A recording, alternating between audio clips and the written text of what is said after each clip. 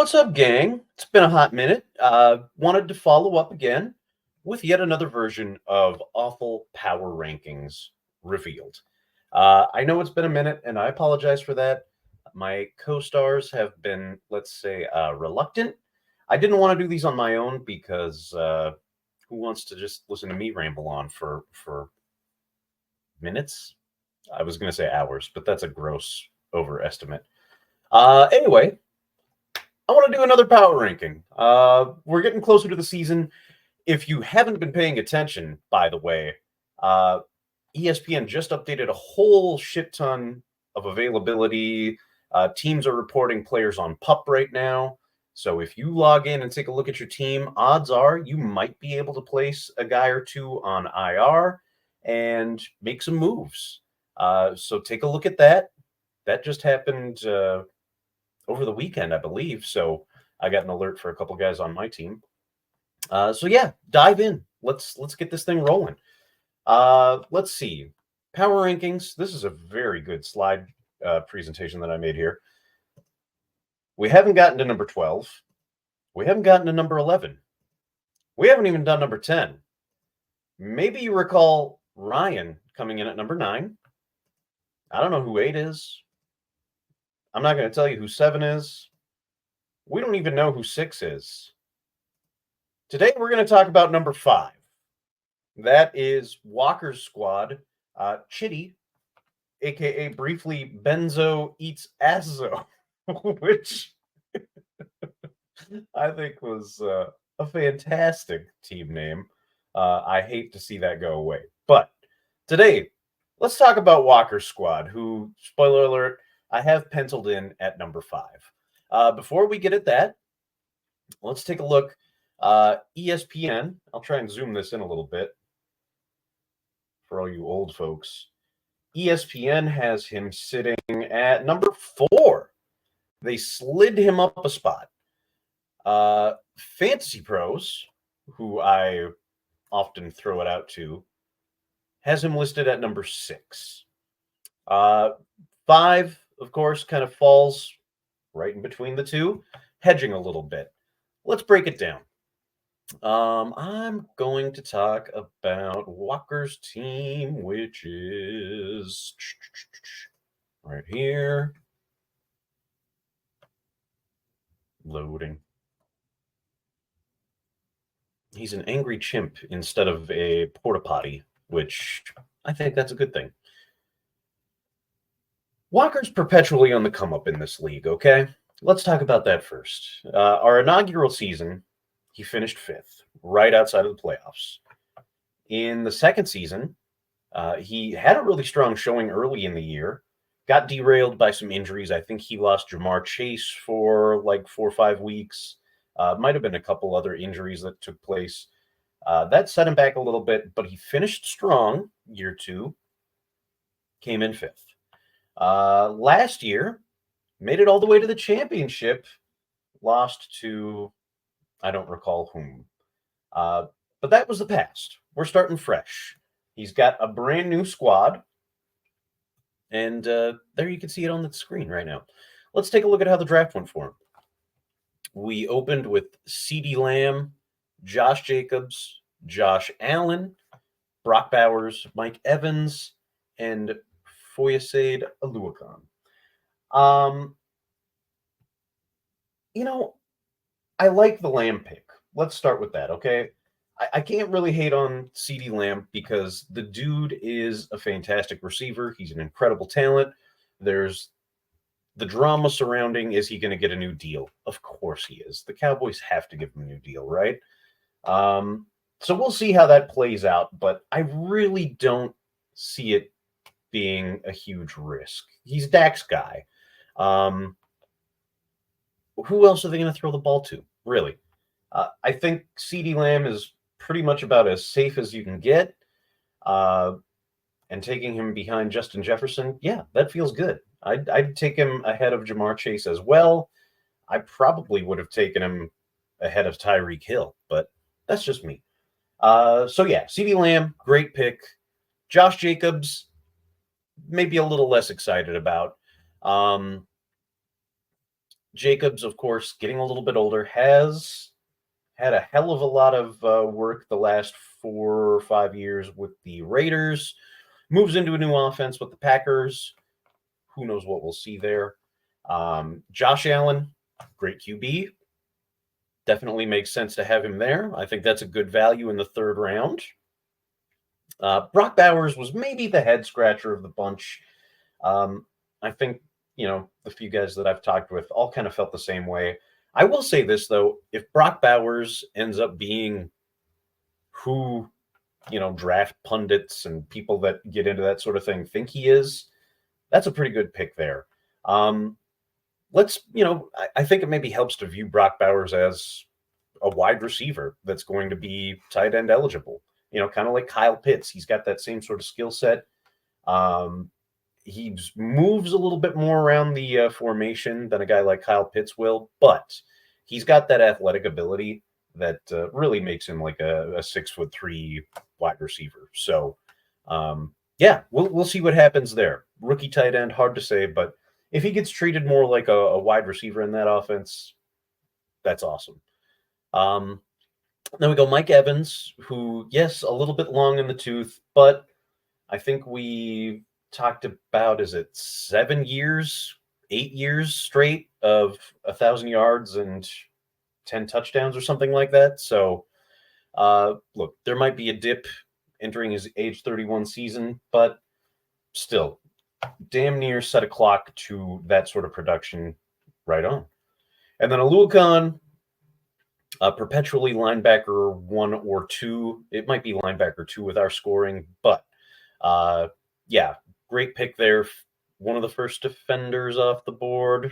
I don't think he was the first defender off the board, but a great selection there to kind of begin that wave of defense that happened in the next round.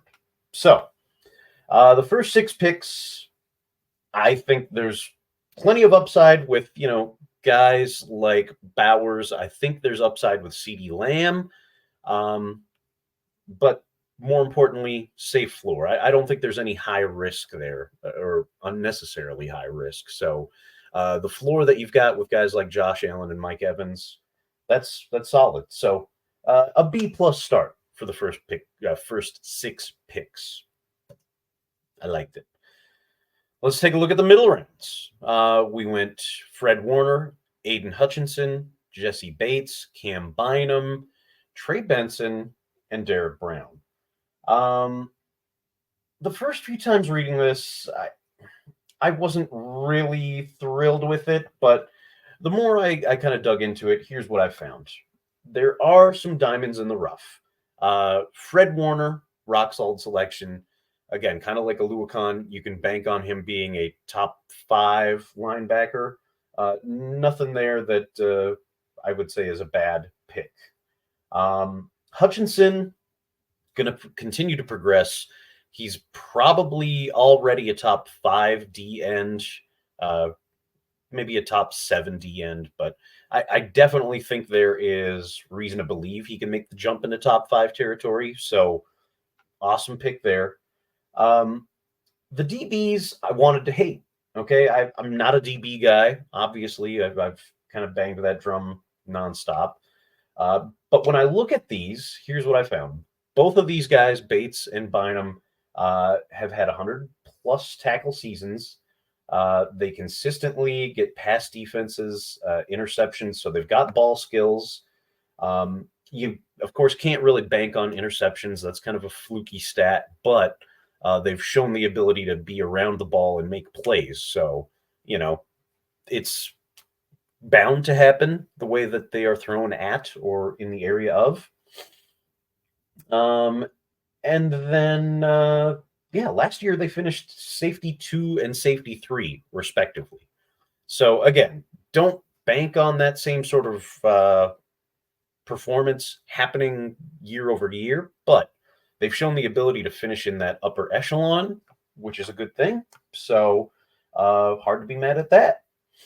Could they hit top 10, top 15? Yeah, absolutely. So I think that's a good thing. Now, Benson is a really valuable handcuff. In fact, the more I listened to stuff talked about the Cardinals, there's reason to believe that Benson could overtake James Conner as the RB1, especially as the season progresses. But I think we can definitely see Benson earning like a third down role, a pass catching role. So there's going to be value there. The one guy, Derek Brown, I'm not in love with. Kind of a D tackle with, higher tackle upside, but not a guy that's going to make like a ton of plays, a ton of game changing plays, sacks, and things like that. But we'll see. Overall, I think it's an A group. I think there's a lot of floor, high floor with the guys you've taken. There's still upside with Hutchinson. There's a lot of upside with Benson and what could happen with him. So yeah, this middle rounds selections worked out really well for you. I think it was a good bunch. And then let's go into the back half here. So we went Adunze, Tremaine Edmonds, Jalen Warren, Chris Godwin, Jack Campbell, Judon, Petre, Reed, Braylon Allen, Juwan Johnson, Dontavian Wicks, Luke McCaffrey. There is a lot of good upside here again. Let's talk about Rome Odunze in the 13th round. I gave a lot of shit to Ryan for taking Malik Neighbors where he did. I think athletically, talent-wise, Rome Odunze is right on par with Neighbors. So to get him this late, that feels like a real steal. Now, there's obviously going to be a lot more competition in Chicago for targets and things like that.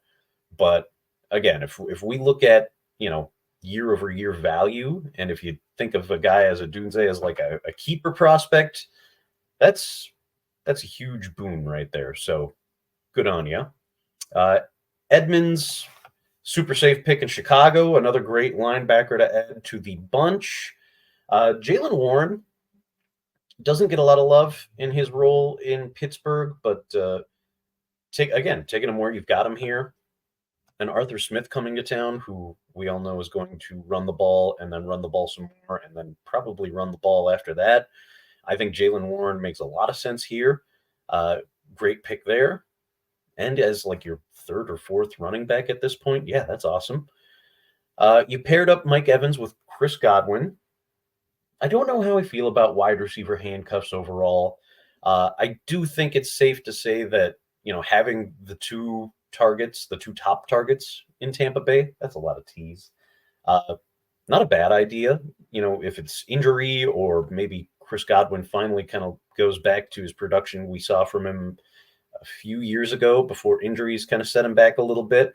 It makes sense to have him. So, and again, good value. Jack Campbell stuck behind Alex Anzalone in Detroit. There was a lot of buzz with him last year as a rookie. He had like a huge 9.8 athlete score coming out of the combine and all that stuff. So people were really hyped up on him. Last year, he couldn't even crack linebacker 3 on the depth chart.